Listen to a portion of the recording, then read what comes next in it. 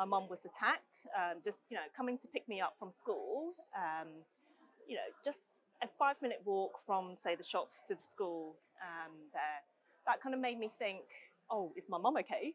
But also just think, how can we improve this area so that it's not intimidating for women and not intimidating for Chinese people as well? How can I develop policy in order to promote safety and also promote safety for just vulnerable women, but an ethnic background as well. So it made me think about architecture, then it made me think about human geography, and then it made me think about town planning as well. My cultural background has really positively affected my planning. For example, I can be quite perfectionist about my tasks. I can be very perfectionist about completing certain projects that potentially others may not be inclined to do. Well, I think being Asian can really help with some of the attributes that you need to bring to a project or policy work.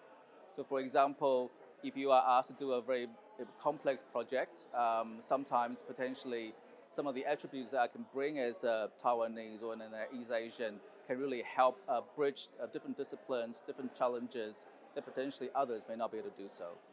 Also, I'm from Hong Kong, even though I've lived in the UK for more than 20 years.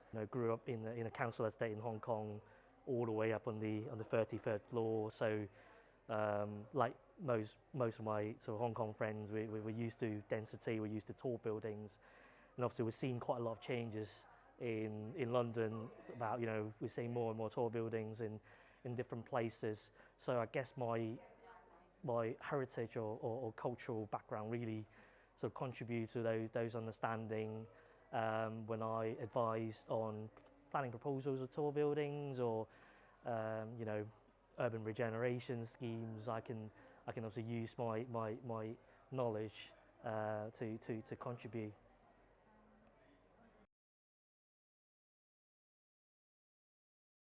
Bringing diversity into the community and just bringing a lot more benefits for the existing community. You do draw on some of the backgrounds and some of the people that you talk to as well. So for instance, there's quite a lot of noise at the moment about planning for women, especially younger kind of women as well.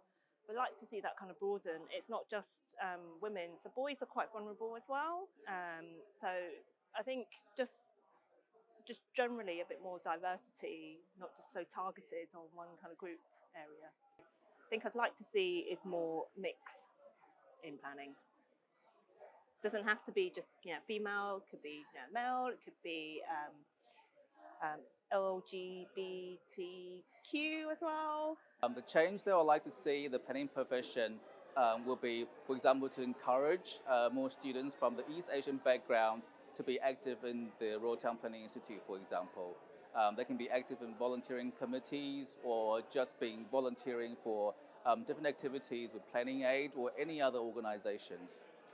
One of the things that I would like to say is, I would really encourage those from our background to be confident in the way they approach tasks, not to be afraid to speak their minds, and actually they all bring something to society and to the workforce.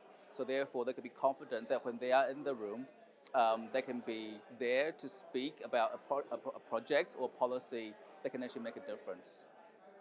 I just want people to respect planners more. I think in recent years, seeing sometimes planners getting harassed by people because of the decisions they make, the advice they give, and obviously to make the sector more diverse is not an easy job to do overnight. It takes years, it takes generations to improve that. So I think in the long term, that's what I would love to see planning to become more inclusive place for everyone.